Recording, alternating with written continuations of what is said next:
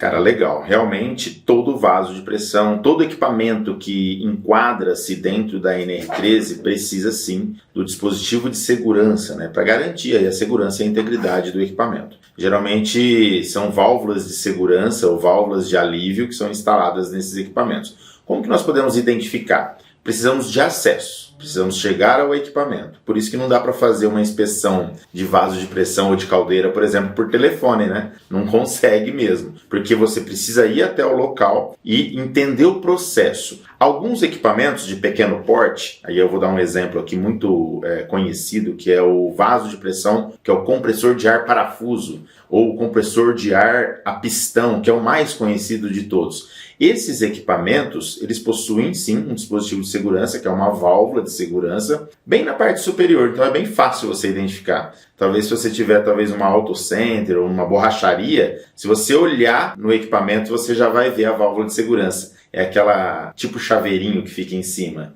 E é interessante que essas são as mais comuns. Agora, nem todos os equipamentos das indústrias são do tamanho de um compressor de ar, concorda? Então, nesse caso, quando você tem compressores de ar, é mais fácil, mas quando você tem equipamentos de grande porte, aí já começa a complicar, começa a ficar mais difícil. Porque aí você vai precisar alcançar o equipamento, alcançar o dispositivo de segurança para fazer essa avaliação. E às vezes você não vai achar. Porque tem muitos equipamentos de grande porte, que são de 3, 4, 5 andares da indústria, e você chega até no topo desse equipamento e você fala, não identifiquei o dispositivo de segurança. E agora? Ele pode ser instalado no equipamento ou na linha. Então você tem que correr todo o sistema que interliga esse equipamento para saber se ele não está na linha também. E aí você pode achar esse dispositivo de segurança, como pode não achar também. E aí você vai precisar identificá-lo. Agora, lembrando que os dispositivos de segurança também possuem variedades. Então eu tenho quebra-vácuo, eu tenho válvulas de alívio, válvulas de segurança, discos de ruptura, e o local de instalação desses equipamentos, cada um é num lugar diferente. Então, por isso que existe realmente essa complexidade. Mas, lembrando, precisa acessar o equipamento, precisa ver o equipamento, avaliar fisicamente e conhecer, claro, do processo para que você consiga identificar esses instrumentos ou esses dispositivos de segurança que vão garantir a segurança e a integridade do equipamento. Cara, que pergunta interessante, né? Pensa bem, o item 13513 da norma NR13, ele fala que os equipamentos que trabalham somente com pressão negativa ou somente com vácuo, você pode, usar um dispositivo quebra-vácuo, é obrigatório, claro, ou você pode usar meios previstos em projeto. Mas o que significa isso, né? Se você for lá nas perguntas respondidas da NR13, que é um documento oficial também, né, do Ministério do Trabalho, do INIT, você vai ver que lá fala sobre 3 itens. Lá fala sobre dispositivos quebra-vácuo, lá fala sobre mecanismos, né, de projeto, ou seja, você pode realmente projetar o seu equipamento para que ele suporte vácuo total. Então, quando você tem um projeto que considera o vácuo total para esses equipamentos que trabalham com vácuo, você não precisa, então, colocar um dispositivo de segurança. Olha que legal. Então você pode economizar tanto no CAPEX como no OPEX, que é a manutenção desses equipamentos. Você não vai precisar então fazer manutenção de válvulas de segurança para esse item.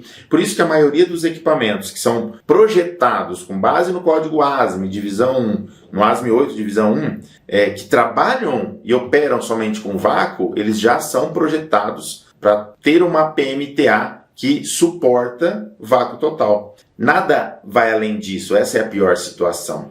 Não existe mais uma temperatura menor do que 1 atm, que seria o vácuo total. Nem na Lua tem, né? Isso. Então, por isso que você garante, então, através desse mecanismo, que seria através de cálculos de projeto, você garante que não vai precisar de um dispositivo de segurança. E aí tem um terceiro, né? Então tem o quebra-vácuo, o projeto de vácuo total, e o terceiro item que seria o sifão, por exemplo. Você pode colocar um dispositivo de sifão, que aí é como se fosse um dispositivo de segurança calculado em projeto também. Então aquele sifão, né, que você tem um sifão hidráulico, e aí você coloca uma coluna de líquido, que pode ser água ou pode ser qualquer um outro líquido, desde que seja conhecido, né, qual que é o peso específico, né, e a viscosidade desse fluido.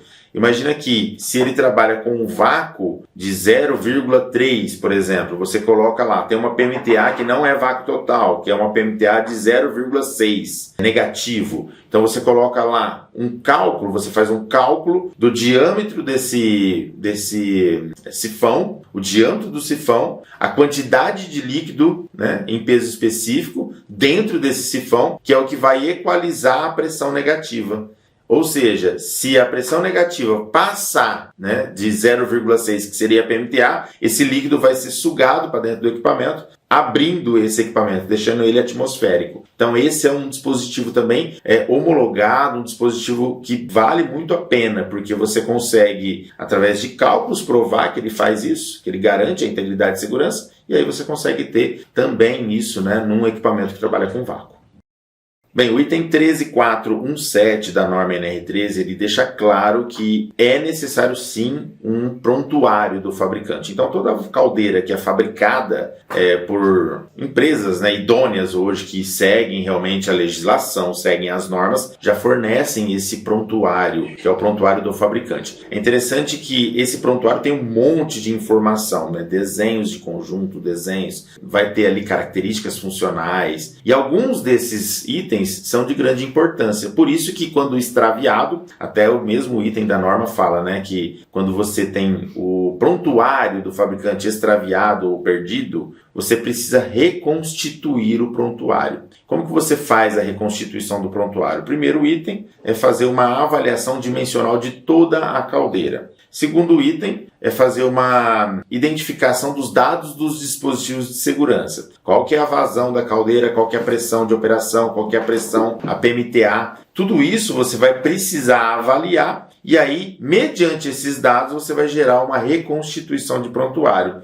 e memorial de cálculo com base na PMTA. Então vamos dar um exemplo. Uma caldeira que tem uma PMTA de 12 kg e trabalha com 10 kg, você precisa fazer todos os cálculos para identificar espessuras mínimas, né, das partes pressurizadas, como tubulão, parede do tubulão, tubulações da parede d'água, coletores, downcombers, tudo isso você precisa calcular e identificar quais são as espessuras mínimas, que é a partir daí que você vai conseguir, então, gerar um documento, um relatório de inspeção periódica, um relatório de inspeção extraordinária, e vai ter, então, um laudo, como a norma fala, um laudo conclusivo, porque você só vai ter um laudo conclusivo quando você tem base de comparação. Sem base de comparação você não consegue. E é por isso que é importante, então, reconstituir o prontuário da caldeira.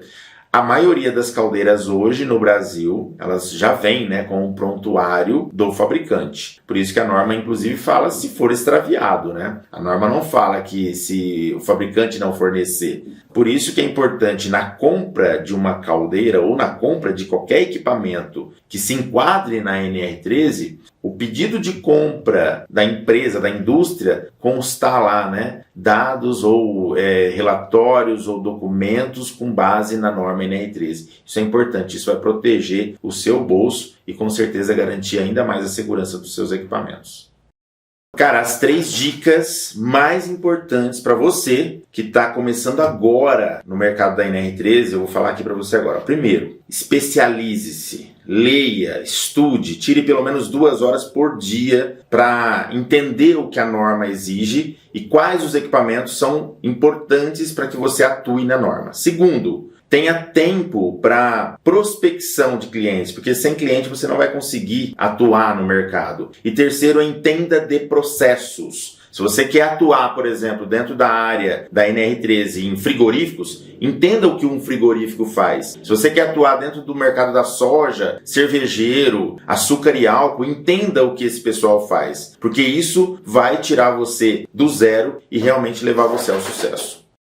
Bem, os 3 erros que a maioria das pessoas que estão começando na área da NR13 cometem é, primeiro, achar que sabe tudo. O cara vai lá, fez um curso, estudou na faculdade, saiu da faculdade e acha que sabe tudo. Erro. Segundo, ficar parado de braço cruzado e não prospectar cliente, porque isso não vai funcionar. E aí, terceiro e último, não gerar conteúdo de valor para o seu cliente. É isso que vai te levar para o sucesso. Não esqueça disso.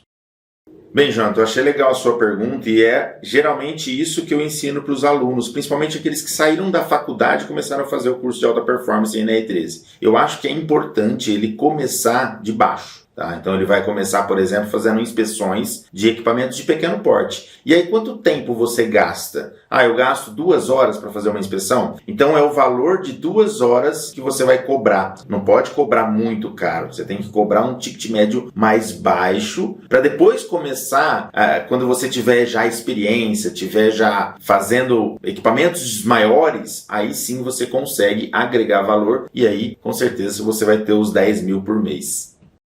Geralmente os engenheiros mecânicos que querem ser meus alunos, né, no curso completo, que é o curso de alta performance NR13, eles querem saber o que eles vão aprender ou como eles vão conseguir atuar na NR13, assim como eu. E aí eu falo para eles, cara, primeiro você tem que se especializar. Termine o treinamento, que tem lá 16 módulos, tem 46 horas, e aí sim você vai atingir os seus objetivos.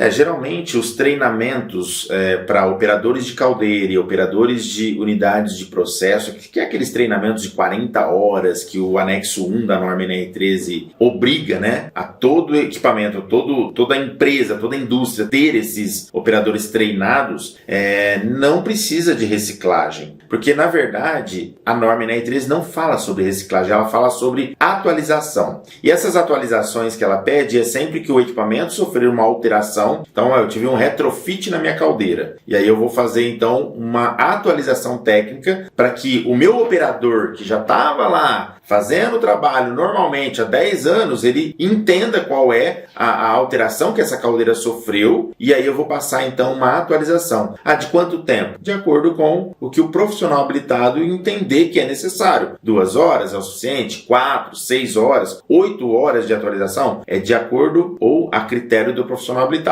Então, resumindo, reciclagem? Não é necessário. Marcos, mas eu tenho um cliente meu que sempre pede todo ano para fazer a reciclagem de 40 horas do treinamento. Eu posso fazer? Claro que pode. Claro que você pode. Na verdade, você deve fazer, porque é o seu cliente que está pedindo. Agora, é importante que ele entenda que a norma NR13 não exige isso. Então não tente vender algo que a norma não exige, mas você pode executar algo que a norma não exige, desde que seja um procedimento interno do seu cliente. Eu também tenho clientes que são assim. Então pense o seguinte, se o procedimento do seu cliente, né, pede para que ele refaça esse treinamento de 40 horas todo ano, não tem problema, faz. Você tem que fazer. Porque o procedimento do cliente, ele sempre vai se sobressair ou sobrepõe à própria norma NR13, desde que seja mais rigoroso do que a norma. Imagina que se a norma é mais rigorosa, é a norma que vale. Agora, se o procedimento é mais rigoroso do que a norma, pode seguir o procedimento sem problema nenhum. Lembrando que conhecimento nunca é demais. Cara, folha de dados de tanque. Legal essa pergunta. O que são essas folhas de dados, né? O item 13714 da norma NR13, na linha A, fala sobre essa folha de dados. Fala que exige uma folha de dados contendo as características, contendo, as especificações técnicas para controle da vida útil desse equipamento. Isso nada mais é do que uma reconstituição de prontuário. Então, a folha de dados do tanque é como se fosse a reconstituição de prontuário de um vaso de pressão, por exemplo. E aí você imagina que essa folha de dados ela é tão importante porque sem ela, o item 13736 fala que os relatórios, né, de inspeção periódica de um tanque metálico, ele precisa ter também um laudo conclusivo. Sem a folha de dados ou sem as espessuras mínimas do costado, do teto, do fundo do tanque, você não consegue ter, né, esse laudo conclusivo. Então aí você percebe como é importante a folha de dados também para os tanques metálicos. É nada mais, nada menos do que uma espécie de prontuário reconstituído do tanque. Cara, quando você faz a substituição das tubulações da caldeira, eu acho que é uma pergunta interessante essa, né? Será que trocando as tubulações da caldeira, fazendo apenas a mandrilhagem nos espelhos, né, uma caldeira de classe B e uma flama tubular, é necessário fazer o projeto de alteração ao reparo? E a resposta é sim, você precisa fazer. Porque a norma no item 13335 da NR13, lá fala que quando você tem processos de mandrilhagem e de soldagem em áreas pressurizadas, você vai precisar sim realizar o projeto de alteração ou reparo. E aí, como que você precisa entender isso? A mandrilhagem é um processo mecânico que pode gerar defeitos, que pode gerar vazamentos, então ele também tem que ser avaliado. E aí você vai aplicar quais os ensaios ou quais as avaliações, os exames que eu preciso fazer para garantir a estanqueidade ou que aquele tubo, né, ele está bem colocado ali. É isso que você vai ter que avaliar como profissional habilitado, mas que vai precisar, né? É necessário fazer? Sim, é necessário fazer o projeto de alteração e reparo e é necessário isso que vai garantir a integridade e segurança do equipamento. Cara, categorias de tubulações. Legal essa pergunta. Como que você faz a categorização de uma tubulação?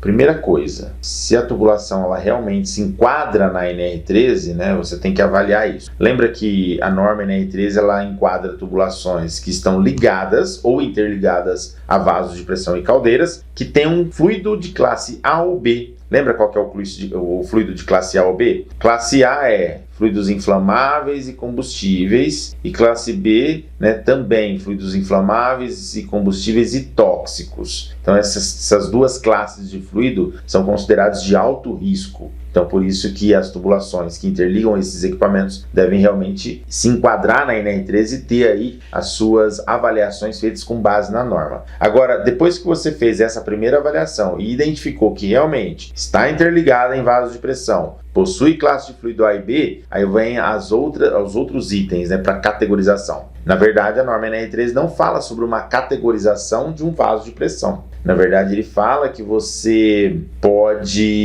deve, né, levar em consideração a categoria dos vasos que estão ali interligados a essa tubulação para você definir quais os períodos ou de quanto em quanto tempo você precisa fazer as inspeções periódicas dessa tubulação. E aí a própria norma fala que não pode ultrapassar 100% do período ou do tempo estipulado para a inspeção interna do vaso mais crítico instalado naquele sistema. Então, se eu tenho, por exemplo, um vaso de pressão de categoria 1 e um vaso de pressão de categoria 2 e uma tubulação que interliga esses dois equipamentos, o vaso mais crítico é o de categoria 1. A inspeção interna de um vaso de categoria 1 é a cada 2 anos. Então quer dizer que essa tubulação ela precisa ser inspecionada periodicamente a cada 2 anos, com base nesse critério. E aí você vai avaliar isso e você vai aplicar isso dentro da documentação técnica gerada para o cliente.